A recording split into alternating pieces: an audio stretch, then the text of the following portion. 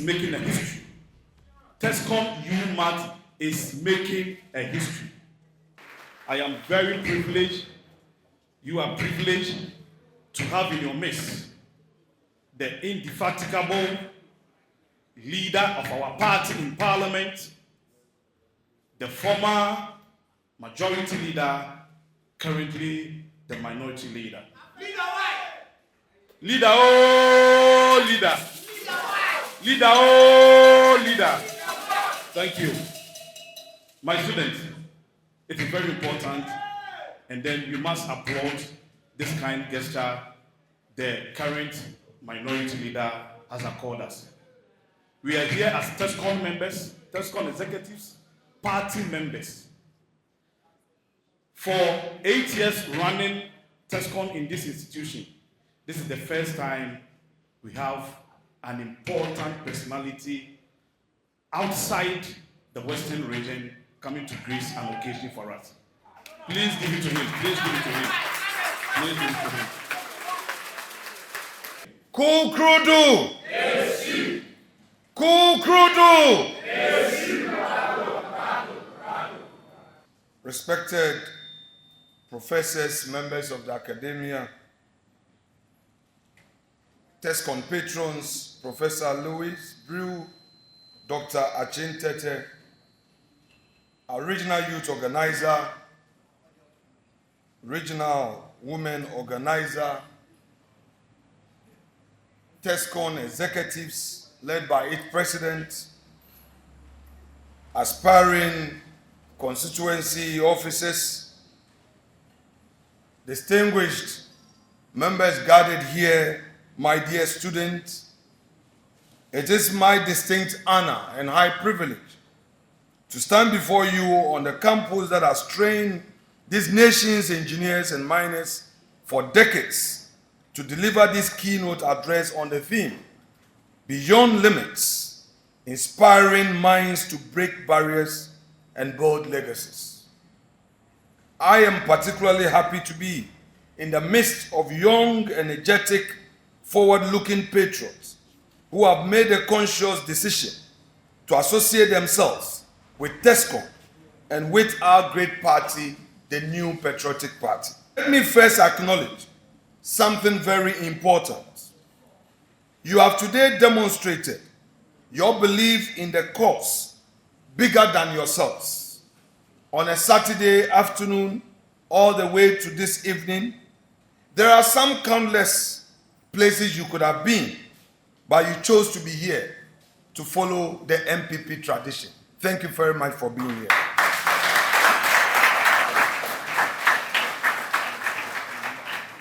And let me commend the executives of TESCON here on UMAT campus for organizing this program and for choosing a theme as bold and as fitting as the one we gather under today.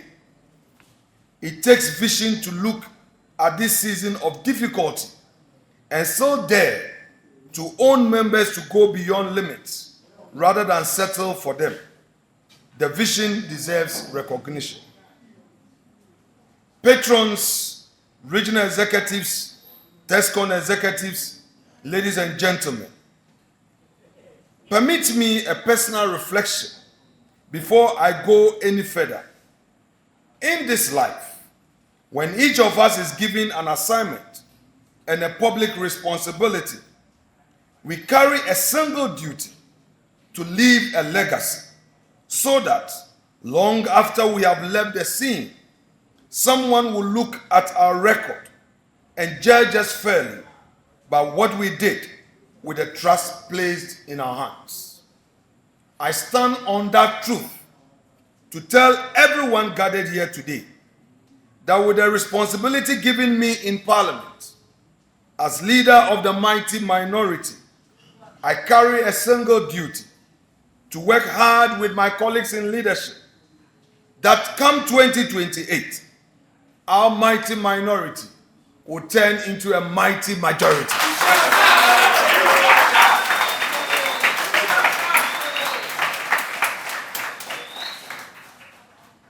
I need you, the students here gathered, to draw some inspiration, especially in moments of adversity. I urge upon you to remain firm, especially in difficult times. Life can be complicated. Life has never been easy. History has a lot of stories to share. So if you are here today, you associate yourself with our party, or you want something to invite you into the party, especially now that we are not in power, I want to tell you to keep faith, be with this party, remain calm. Victory 2028 awaits all of us.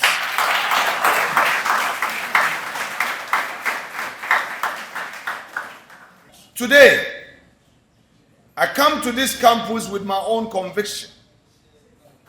A conviction of hope. A conviction of optimism. A conviction that there's a future for the party I belong to. Late last night, I was contemplating, should I carry on this long journey? There was no flight, and I had to come. Somebody told me, you can just delegate somebody, send your contribution. But I woke up this morning, I said to myself, the youth at UMAT need somebody to inspire them. Let me spend that time and inspire them.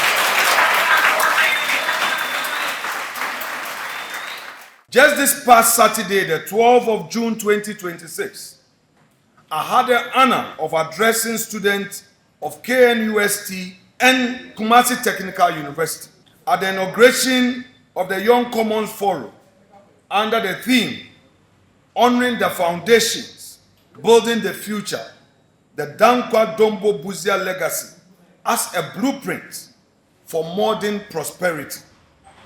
On that platform, I made a case supported by facts and data that Dr. Muhammadu Bawumia is no stranger and no alien to the very tradition that built this party. And I repeat here today, Dr. Bawumia is no stranger and no alien to the very tradition that built this party. I make no apology for repeating that case here today, because every patriot of TESCOM deserves to hear it as clearly as those students in Kumasi did. And my dear TESCOM members, fellow patriots, here is a case. Dr. Bawumia's own father, Alhaji Umuni Bawumia, was a founding member and indeed the first vice chairman of the Northern People's Party, formed in 1954 alongside Chief Simon Diodon Dombo, who became its chairman. The same Dombo is one of the three founding fathers, Dankwa Dombo Buzia, and whose convictions anchor our tradition to this day. When the Northern People's Party later joined the National Liberation Movement and other parties to form the United Party, Dr. Bawumia's father stood at the very foundation beside Dombo himself. So when anyone tells you that Dr. Bawumia is a stranger to this tradition, the MPP, tell them plainly that he was born into its very roots, that the conviction running through his veins is the same conviction that built the house we now call the New Patriotic Party. My dear students and TESCOM members, to go beyond limits is to refuse confinement by circumstance, doubt, or fear. It is to embrace possibility, to challenge mediocrity, and to believe that greatness is not reserved for a chosen few, but available to all who dare to pursue it. Limits are often imposed by society, by tradition, or even our own minds. But history teaches us that those who break barriers are those who change the world. That history belongs to you now. Your energy, creativity, and determination are the forces that will define our nation's progress. And nowhere is that more evident than in the discipline you are mastering here at Takwa. Every single day, in your lecture halls and your field trips, you are learning a discipline that refuses to stop at the surface. A geologist does not read the ground and walk away satisfied with what the eyes see. A mining engineer does not look at solid rock and call it the end of the road. You are trained from your very first year to go beneath, beyond, and further than anyone standing on the surface assume is possible. That is a philosophy of life, and it is exactly why TESCON chose to inspire young minds with it today. And my dear TESCON members, permit me at this point to pause and celebrate the founding president of TESCON here on UMAT, the man, Henry Nana Boachi.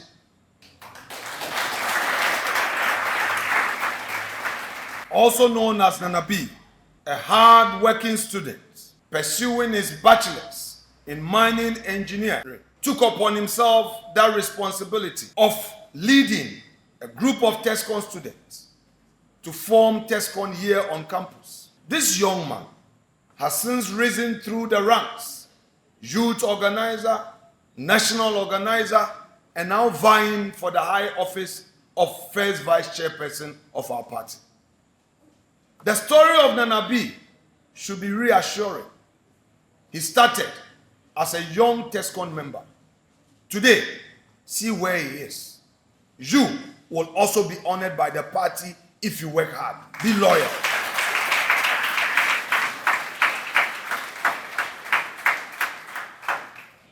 My dear executives and members, it is true that we are in opposition, but it will take you to bring us back to power. That effort will require unity. And I speak today and I address the constituent of Takwa in Swahili. Our mother, Eugenia Kusi, held the seat for many years, handed over to my own respected colleague, Mrekudika. But today, that seat is not with us. But I believe without doubt that come 2028, we shall reclaim that seat.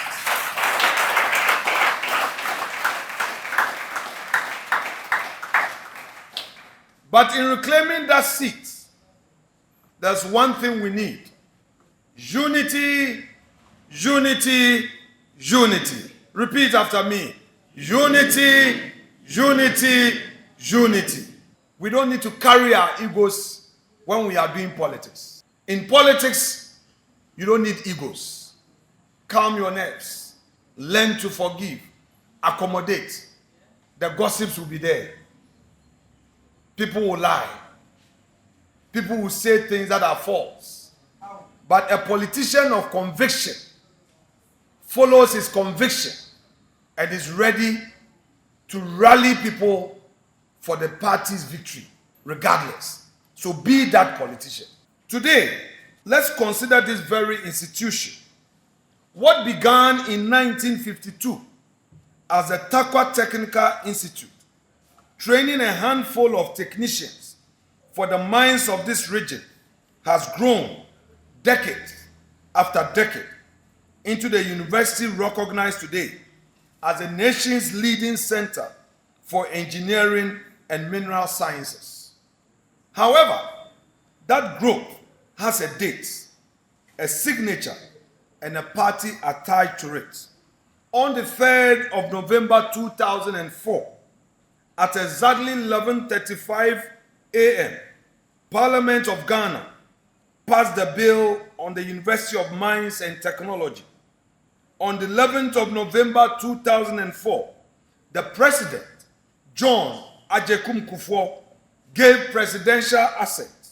And on the 12th of November 2004, the University of Mines and Technology, Takwa Act, Act 677, was gazetted and thus became law. The law that lifted this institution from a college into a full university you study in today. The president who assented, as mentioned, John Ajekum Kufuor, was determined to give a new life to this institution. Parliament passed it under the new Patriotic Party government. So when you are asked what the MPP has done for this country, do not search far for an answer. Look around you. This campus, this status, this very degree you are working toward, all of it carries with it the signature of an MPP government that chose to build it rather than merely manage it.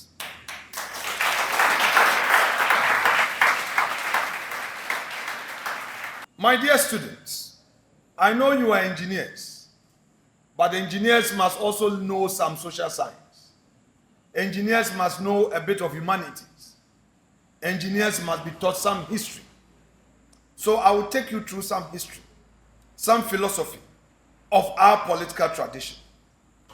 I submit that there are two main political ideologies. The ideology to the left and another to the right. The left-wing ideology believes in state-controlled system of governance, where the state virtually controls everything, where there's a command structure, where speech is controlled, where leaders are worshipped literally, and everything is engineered by the state, where wealth is spread. That is the ideology to the left. Others may call it socialism, communism, and what have you. That philosophy of political ideology believes that the state must virtually control everything. And the state must regulate its institutions and ensure that there is a straight command structure where all of us will align and conform. There is also another system which goes to the right, the capitalist system, where there is a liberal economy, free enterprise, free speech, constitutionalism, the rule of law. This afternoon, you and I are in this room because of the latter. We are going to discuss the tradition you belong to, the tradition you want to belong to, the tradition that once you leave this campus, you want to be a proud member. So if anybody asks you, NPP, what do you believe in? You may be a student, you may not know. But today, of the two traditions, the right of center, the left of center, you belong to the right of center ideology. Who are we? MPP, who are we? What is our political philosophy? What do we believe in? What is our tradition? When you say you are an MPP, what political tradition do you belong to? Every MPP member belongs to the center-right political tradition, the right of center, or the right-wing political thinking. And the right-wing political thinking, or the right of center political ideology, what does it entail? One, free enterprise. What do I mean by free enterprise? That the state creates an enabling environment for every citizen to do his business, to run his business, to create wealth. And by creating wealth, you are able to employ people to solve unemployment problem. The right of center also believes in free speech. We are libertarians. We believe in liberty. We don't believe in oppression. We believe that in a democracy, a citizen must have the right to speak his mind, express his view. There must be media pluralism. The media must discuss issues about state, about governance, without any fear that he will be arrested, she will be attacked, there will be insecurity because of expressing a view. The ideology believes that there should be minimum state control. The state must have regulations, but in the minimum. The ideology also believes that there should be less taxes. Lesser taxes would mean that when you make profit from your business, you plow back the profit into your business to expand, to grow your business, and to create wealth for those who are employed. Our ideology also believes in constitutionalism, that there must be written laws to rule the people. For governance, there must be certainty, there must be clarity. So the constitution should be the supreme law, a rule of law, not a rule by man or a man who is powerful. No, the law must be powerful. That is what our ideology believes in. So due process of law, we call it. The rule of law. There's an old legal adage that if all men find a man's hand in a tale, his guilt must be proven. That connects to this philosophy, that there must be rule of law. Rule of law meaning that even if a person is guilty, you must grant him the opportunity for fair hearing. A man must not just be heard, must be seen to be heard. There must be proper hearing where you don't do chobwe, and crucify him, but listen to a man before you find him guilty. That is who we are, MPP. Our ideology also believes in inclusiveness. What do I mean by inclusiveness? Our ideology believes that there are vulnerable in society. There are people who otherwise cannot afford. There are people who otherwise are weak. They are poor. So once we are creating enterprise, once we want many people to run their business to become rich, our ideology, MPP, believes that there must be social intervention programs that will help uplift the poor, the vulnerable in society. I shall demonstrate in real terms how our tradition has practicalized, has given effect to this philosophy. So our philosophy is not just on paper, but anytime we had the opportunity to govern, we demonstrated that this is who we are. We are right of center. We believe in free enterprise, but also to ensure social equilibrium, we create opportunity for the poor and the weak in society. And I'll demonstrate that to you. First, let me take you through President Kufuor's era. Under President Kufuor, 2001 to 2009, 8 years he governed our nation. First, President Kufuor assumed office at the time. Ghana had a health system called cash and carry. You are young. It is important you know a bit of the history of our country. Before Kufuor assumed office, we had the NDC in power, led by President Jerry John Rawlings. At the time, in our hospitals, there was something called cash and carry. So if you are sick and you go to the hospital and you don't have the means, you are sent back home. If you are treated and you don't pay, you are detained in the hospital. So your family members come and pay. But Kufuor came into office and he promised a health insurance policy. The NDC and the naysayers and our opponents said no. Ghana could not implement a health insurance policy. And their reason simply was that even almighty America, healthcare was not free. You must buy your own insurance.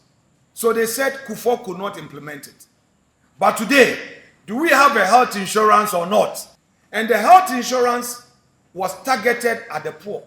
So that the poor person in a remote community who has no means to cater for his or her health can go to the hospital showing her card or his card, can be treated free of charge. Kufuor did not end there. He knew of the maternal mortality rates. Mothers were dying, traditional maternity homes, because they don't have the means. A woman is ready for labor, and they say stay at home. About time no move. Kufuor introduced free maternal care. That if you are pregnant and you go to the hospital, no money should be charged on any treatment.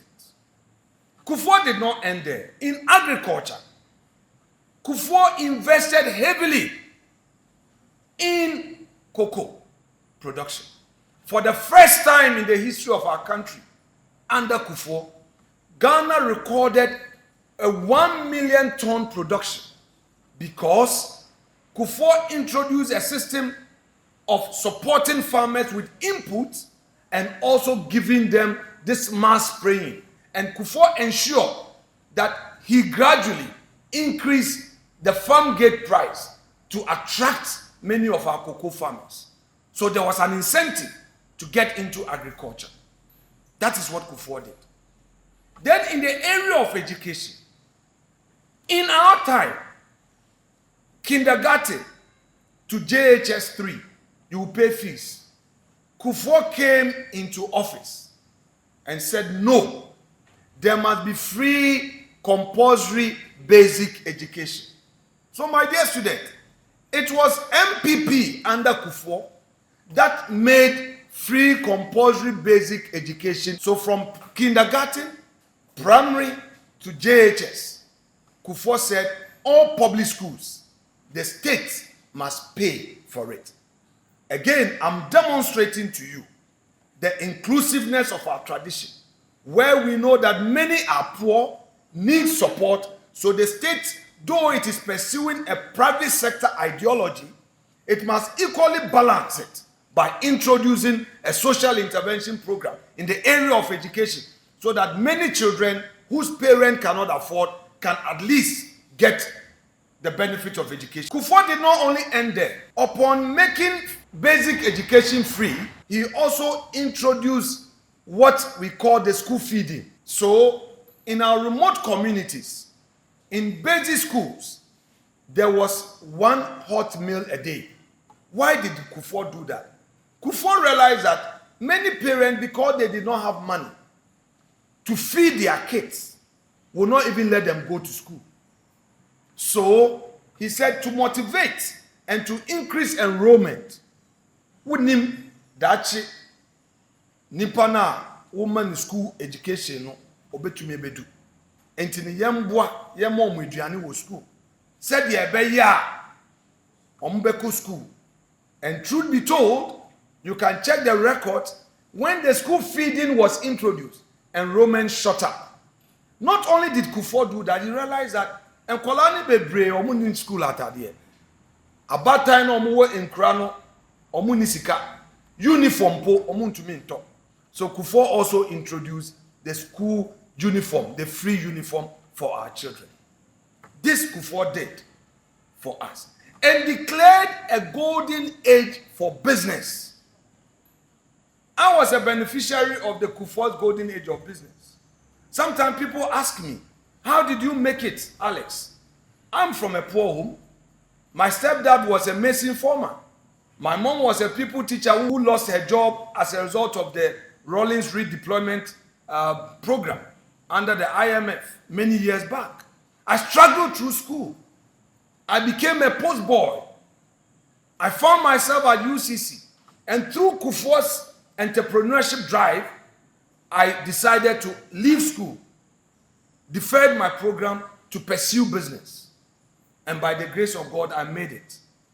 And later found myself in the law school. This your route was my route because I was running bauxite in Awaso. So I was always moving through Wasam Memfi, Ayamfuri, all through Takwa to Takrady because I have a yard somewhere in Takrady because my trucks were on this route.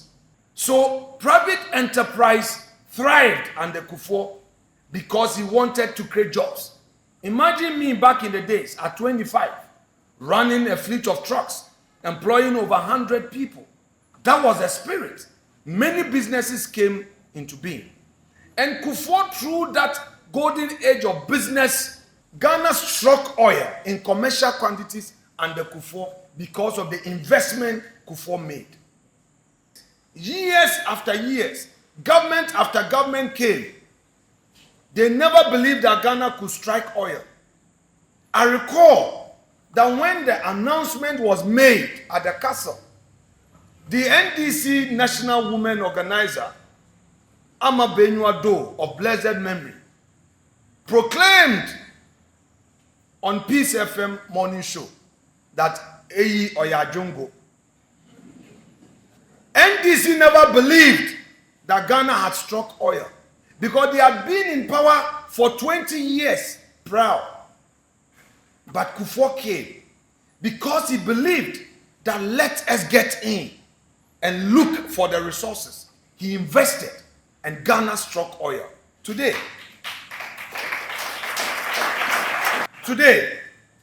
Ghana receives revenue from oil production. We've added that to our basket of revenue. It's because of the industry, the effort of that political tradition you belong, the MPP. Be proud of being MPP. We've contributed to the development of our country. Let's be proud of our party. Now let me move to Adu Showboy, Adu Gagai, Adu Kalibo. Now, Ghana gave another opportunity to MPP. Akufo-Addo. He came into office. When he was campaigning and he talked about free SHS, the NDC said, free education 419. They poo-pooed him. They ridiculed him. They said all manner of things about him. But you sitting here, aren't you a beneficiary of free SHS?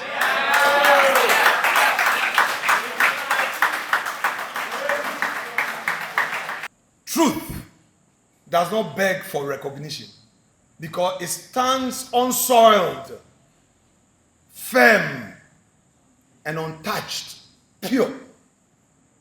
That is the truth.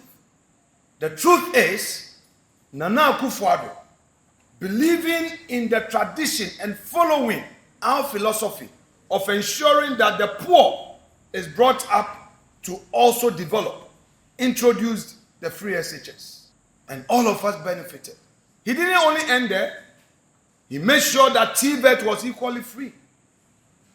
Technical vocational education was made free. Enrollment increased. He introduced a STEM education. He invested heavily in infrastructure. He made sure that boarders and day students were fed. Even when our friends in the NDC criticized, Nana Akufo-Addo remained firm. Today, they have come. What are they doing?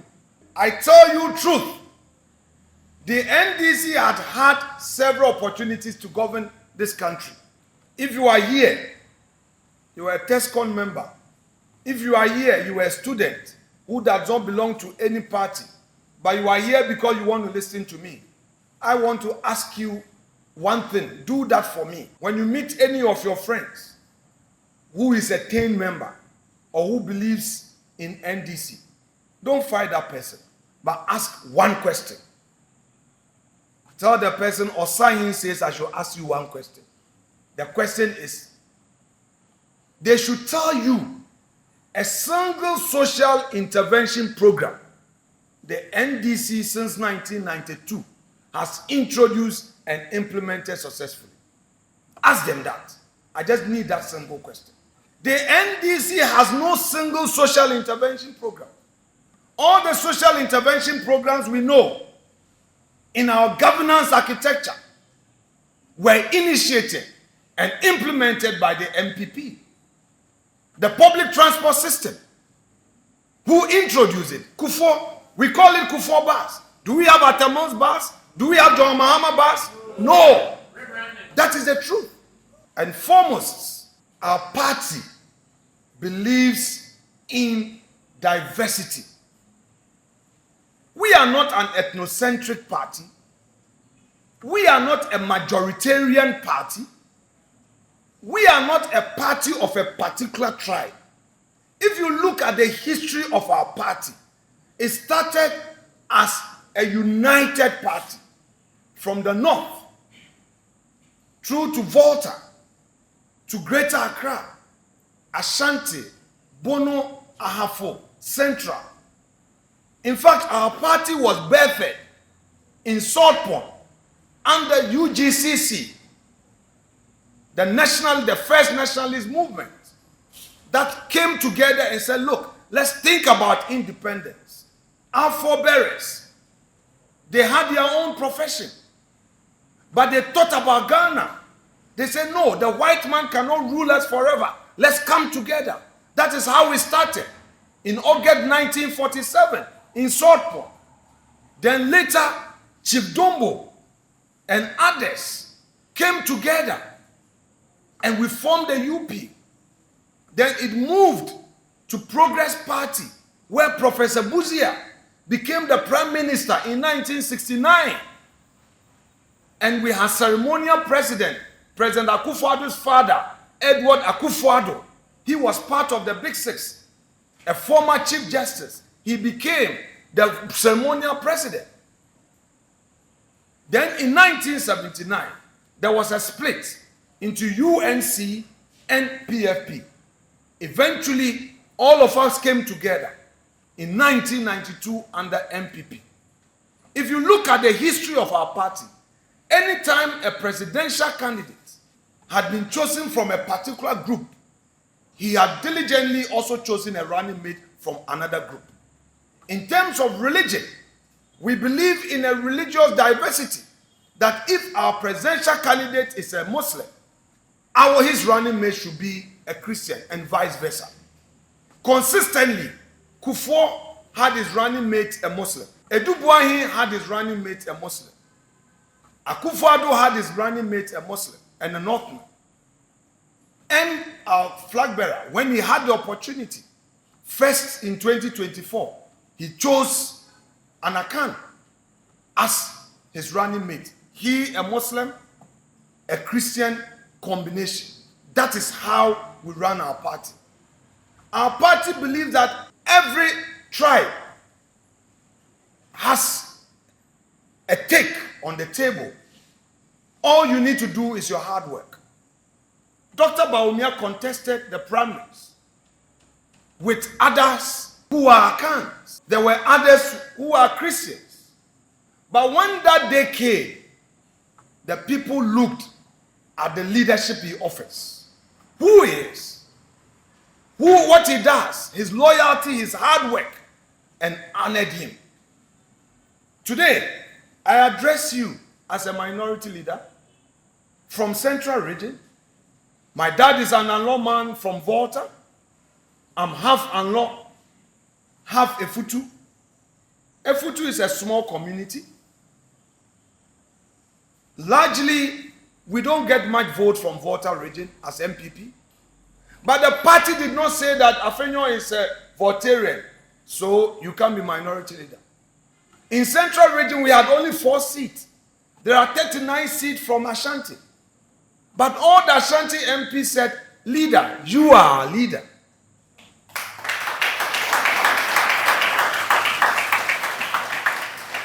They did so because they believe in diversity. They did so because the Council of Elders, the National Council, the members believe that a party as great as MPP, every tribe must have an opportunity. So you are a student here today. Don't allow anybody to pollute you. It doesn't matter your tribe. Don't let anybody come and tell you that MPP is a party for a certain group of people. We are not. We are a party of Ghana. We are a party for Ghanaians. We are a party that believes in diversity. Let them know that. All you need to do is your hard work, your industry, your loyalty, your commitment. That would give you that honor.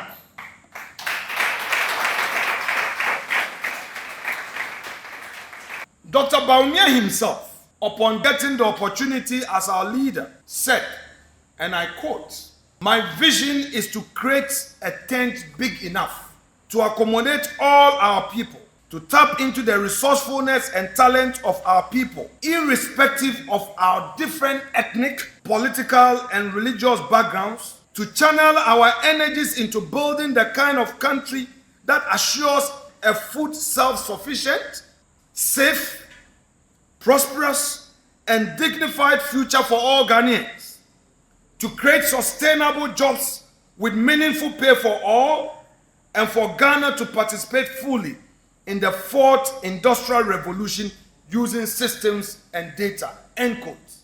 I submit that he couldn't have put it a better way. We are in an era of digital economy. So if somebody tells you Dr. Bawumia doesn't talk about the economy, he's an economist, and he's talking about digitalization, let the person know the trend in economic management today is anchored in digitalization. That is the reality. A leader who understands the digital economy can better manage an economy. And to better manage a digital economy, you must rely on the youth. Because it's the youth that you create opportunity for. The NDC does not understand this. It's the reason why they promise 1 job, 3 shifts, and they have failed. They promise 24-hour economy, they have failed. They promise women banking, they have failed. They promise to end galamsey. They've rather established gold board, and they are using gold board to promote galamsey. That is not the country we want.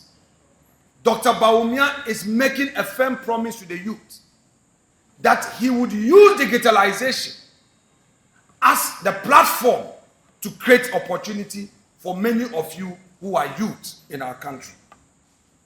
This evening, I would want once again to thank all of you for your time here. Again, to thank all of you, the TESCON members, the executives, for this initiative. Today must begin your new journey to reclaiming this seat here in Takwa.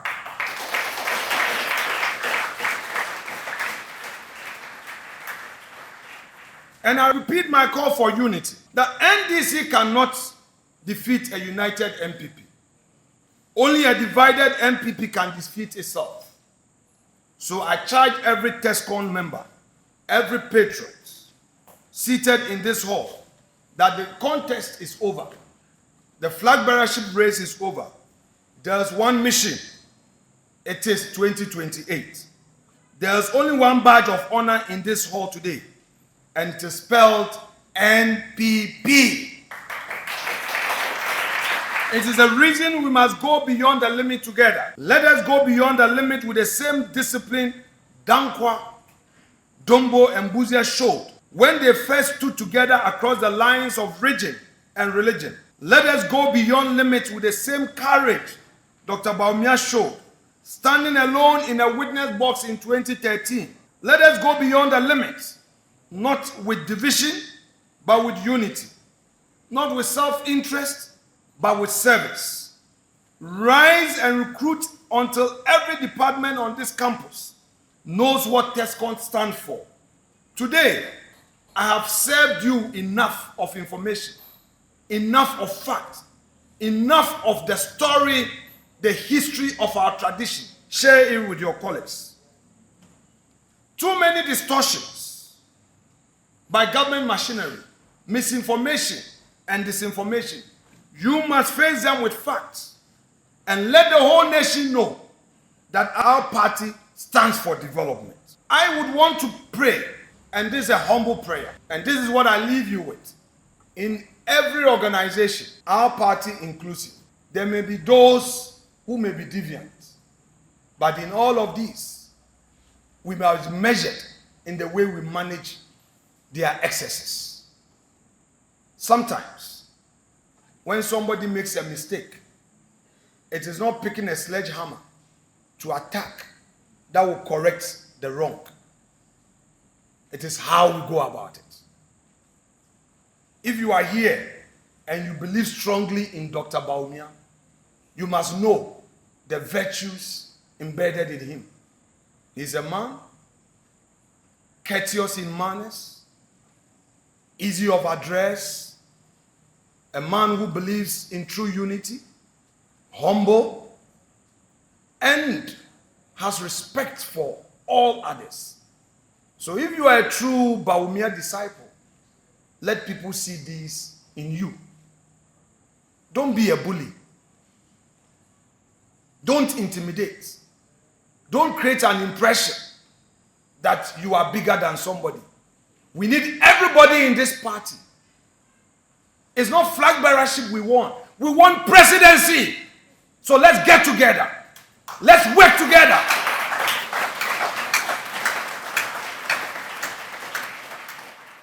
If one of us fall, let's not damage the person. So many people have sacrificed for this party, and when they make mistakes, we expose them. We break their hearts. And they don't come again. They don't rise again. What inspiration are we giving them? Let's know that we are in this together. You touch one, you touch all. That should be the slogan. And I believe God on our side. Come 2028, victory shall be ours. Thank you very much.